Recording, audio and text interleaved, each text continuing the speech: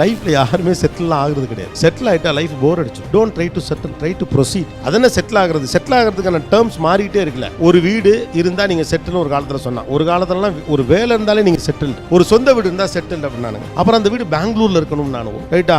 ஒரு வீடுன்னா பத்தாவது, triple bedroom இருக்கணும் அப்படின்னாங்க. அதுக்கப்புறம் ஈசிஆர்ல ஒரு வீடு இருக்கணும் அப்படின்னாங்க. அப்புறம் மாமனார் வேற பணக்காரனா இருக்கனாங்க, பொண்ணு படிச்சதா இருக்குன்னாங்க, அழகா இருக்கணும்னாங்க, 2 குழந்தைன்னாங்க. எது செட்டில்? Nothing settle. மைண்ட் அளவில் நீங்க செட்டிலா ஃபீல் பண்ணீங்கன்னா, கன்வின்சிங்கா ஃபீல் பண்ணீங்கன்னா, திருப்தியா இருந்தீங்கன்னா அதுதான் செட்டில். அது 10 லட்சத்திலேயே நடக்கலாம், 10 கோடியிலே நடக்கலாம். செட்டில் ஆகலாம் ட்ரை பண்ணாதீங்க. செட்டில் ஆக ட்ரை பண்ணீங்கன்னா லைஃப் போர் ஆயிரும். யாரும் லைஃப்ல செட்டில் ஆகல, யாரும் செட்டில் ஆக வேண்டிய அவசியமும் கிடையாது. கொண்டே வச்சு மூடிட்டு ஒரு நாள் கழிச்சு 3 நாள் கழிச்சு பால் தெளிப்பாங்கல்ல, அதான் செட்டில்மெண்ட். அப்பயும் கூட வருஷம் நம்மளை கூப்பிட்டு எழுப்பி, ஏன்டா செத்த சனியம் முடிச்சவனே, இவ்வளவு வேலை இருக்கல விட்டுட்டு போயிட்டியாடான்னு வந்து திட்டிட்டு வேற போவாங்க. அதனால அந்த திட்டு நிக்கிற நம்ம ஒரு உலக நாள் மறக்கும்ல, அப்பதான் நீங்க செட்டில் ஆகுறீங்க. I don't think that is it's a myth according to my understanding. Settle ஆக முடியாது, ஆகவும் வேண்டியது இல்லை நான் நினைக்கிறேன். உங்கள்கிட்ட கேள்வி கேட்கறதுக்காக ஆர்வமா இருப்பாங்க.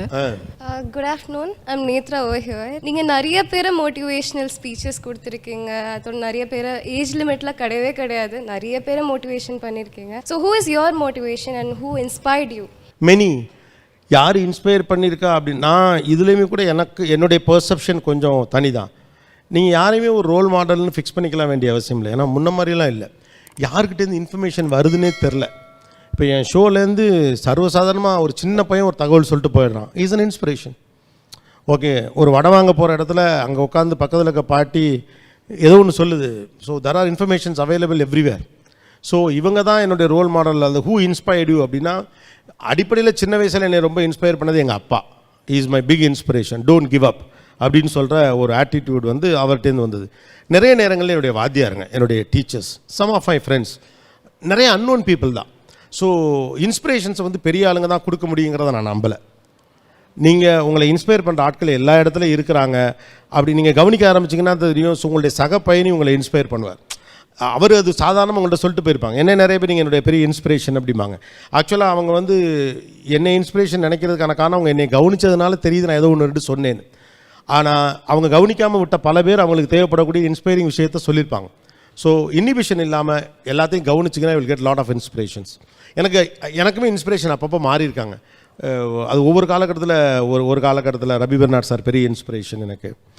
ஒரு கட்டத்தில் பிரணாய் ராய் சார் ரொம்ப இன்ஸ்பிரேஷன், சுனில் சார் பெரிய இன்ஸ்பிரேஷன், ஜெகதீசன் சார் பெரிய இன்ஸ்பிரேஷன், ஜெயசீலன் சார் பெரிய இன்ஸ்பிரேஷன், என்னுடைய கலீக்ஸ் நிறைய இன்ஸ்பிரேஷன். இந்த சார் கூட, நாகப்பான் சார் கூட எனக்கு ஒரு பெரிய இன்ஸ்பிரேஷன். இப்படி நிறைய இன்ஸ்பிரேஷன்ஸ் இருக்காங்க.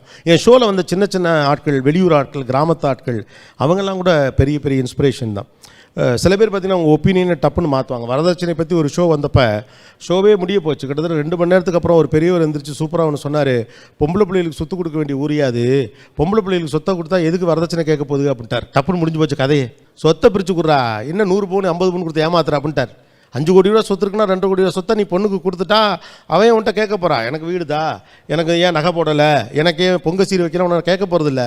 ஷோவுடைய 3.5 மணி நேரம் கழித்து ஒரு பெரிய வந்து சொல்கிறார், பிக் இன்ஸ்பிரேஷன். அது வரைக்கும் யாருக்கும் அந்த தாட்டே வரல. தமிழ்நாடு வந்து சொத்து கொடுக்கணும்னு சொல்லி சட்டமாக்கின ஊர். அந்த ஊரில் உட்காந்துக்கிட்டு பொண்ணோட சொத்தை பற்றி தான் நம்ம பேசியிருக்கணும். ஆனால் அங்கே உட்காந்து ஏன் நகை கேட்குற, ஏன் வீடு கேட்குற, ஏன் காரு கேட்குறேன்னு பேசிகிட்டு இருக்க. அவர் தெளிவாக சொன்னார், பொண்ணுக்கு நீங்கள் சொத்தை கொடுத்துருங்க தம்பி, பொண்ணு கேட்காது அப்படின்னார். Is an inspiration.